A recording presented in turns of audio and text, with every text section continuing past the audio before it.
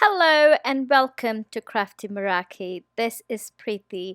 I'm so glad you can join me today. I'm using this stamp set called Magnificent Bloom to create a card showing you how to color white florals on a dark background for a dark background.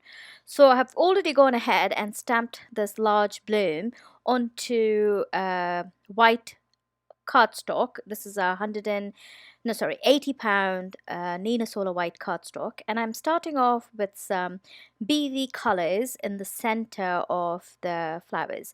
These flowers kind of look like magnolias or maybe larger peonies to me.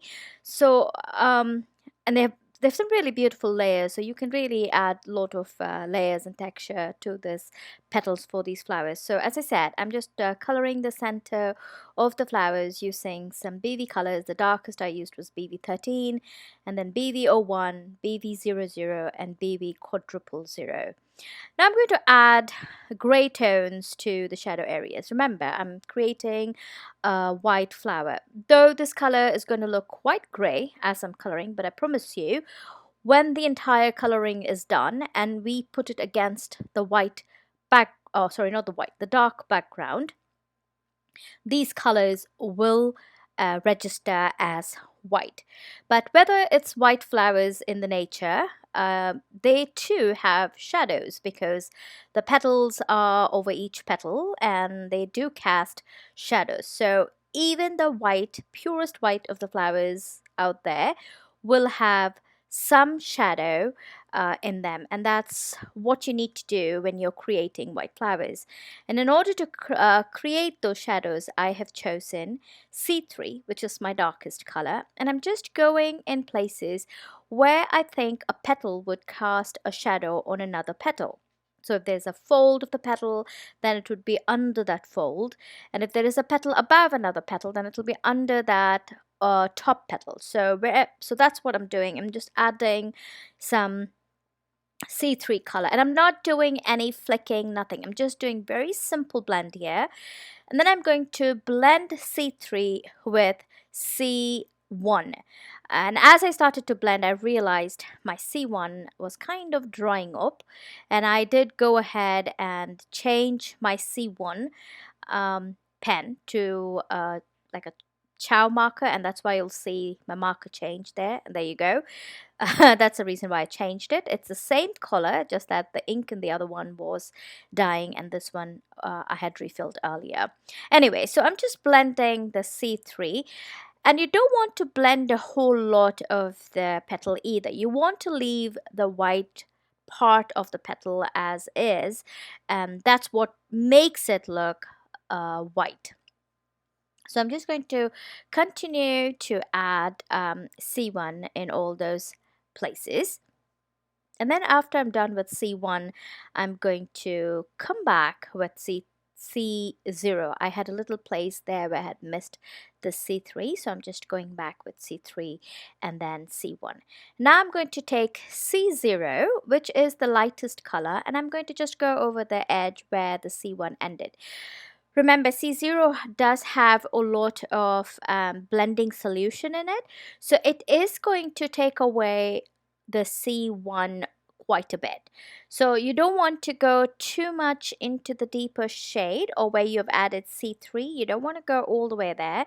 You want to keep it to the edge of the C1 and then you want to blend it outwards. You can also use a blending pen, but here I'm using a blending pen to create some more color variation in the leaf. So I'm adding E000. I'm just doing tip to tip method, but eventually I realized that the E000 is quite a light ink and that I really did not need to do the tip to tip method. I could directly go with the E000 onto the petals. I just chose a few petals in the flowers to add that shade of light fleshy tone or brownish tone. Now I want to add a little wilted petals to some of them, just because this is such a white flower.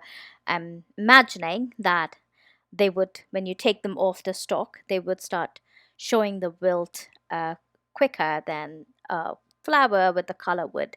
So all I'm doing is I'm taking E15 as my darkest shade, and I'm just adding tiny dots on the petal edges, like very organic dots. You don't want to overthink them. Hold the pen really, really light in your fingers, and to just lightly dab it onto some edges of the flowers. And then I'm going to blend that with E13, and then that with E000, and then with the blending pen or 0, just over it, just dabbing it to just let the colors kind of seep with each other and blend with each other. And I'm going to repeat that for all the flowers, all the, I mean, the entire, that particular flower. I'm only showing you one flower that I'm coloring in this video, because I did exactly the same thing with all the flowers in this particular stamp set. So here you can see I'm adding that brown texture to the leaf. And once I'm done adding that brown texture, I just went back with my C3, and then I added some tiny dots uh, on just a few petals, not on all the petals, just on a few petals that had more visibility of a petal, like you could see the petal in like a larger surface. That was just to add some texture onto the petal of the flower. So all I did is I took the C3 and added tiny, tiny, tiny dots just in the darkest area of the shadow of the flower, where I added the shadow. And then I blended that with the C1 and then with C3. And then again, I went over it with the blending pen. What the blending pen does is it smooshes the colors together, because as I said, it has a lot more of the alcohol content in it, and it just smushes those colors together. And then after I was done for the center of the flower, where the pupils and the stamens are, I actually took this is W9, and I just colored in all those stamens in of the flowers, just to make it more dark and pronounced, so that they could pop out a bit. And that's pretty much how I colored each of these flowers. I just added some black pen. Some places I had not stamped really well, so the lines were a little distorted, so I just went ahead and added some black fine line pen on it, just to make sure that the lines are visible.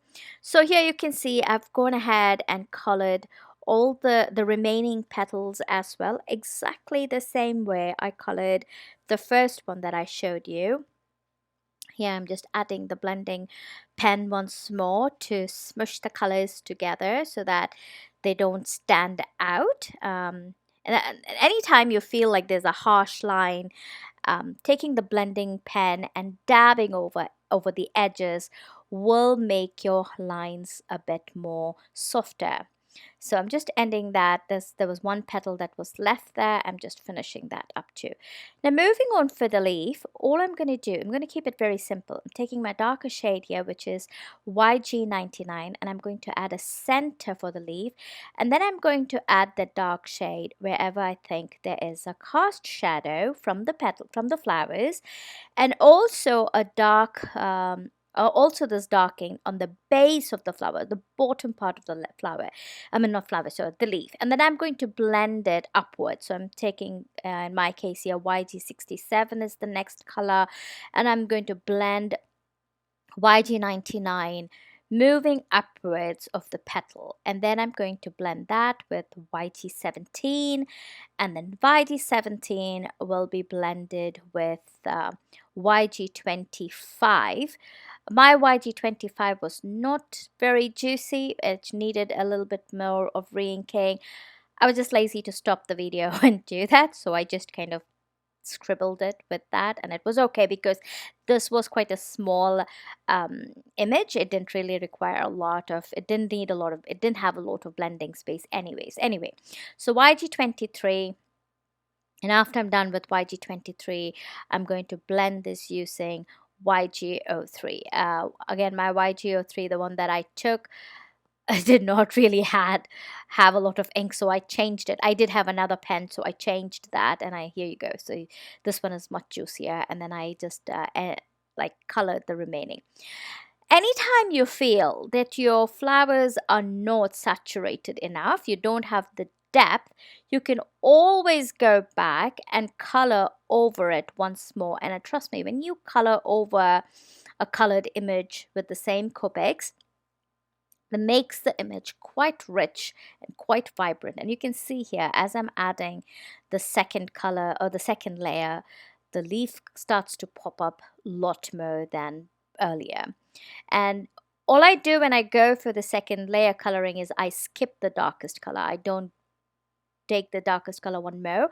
I go from the next color up and then add the colors to it. And then you can see how vibrant and rich that color looks. And once I'm done coloring with coloring this entire floral image, which will be soon here, there you go, I'm all done.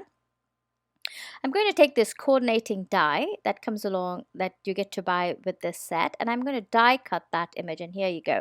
I'm going to keep that image aside, and here's the dark background that I'm going to use. It's a dark gray cardstock, and I want to add a bit of texture to this panel. So all I'm doing is I've just taken white gouache, diluted it down, and sprayed it, or not sprayed, what do you say? Yeah, sprinkled it over using a brush. When you die cut using a coordinating die, usually it leaves a white border, and I did not want that white border to be shown, so I chose a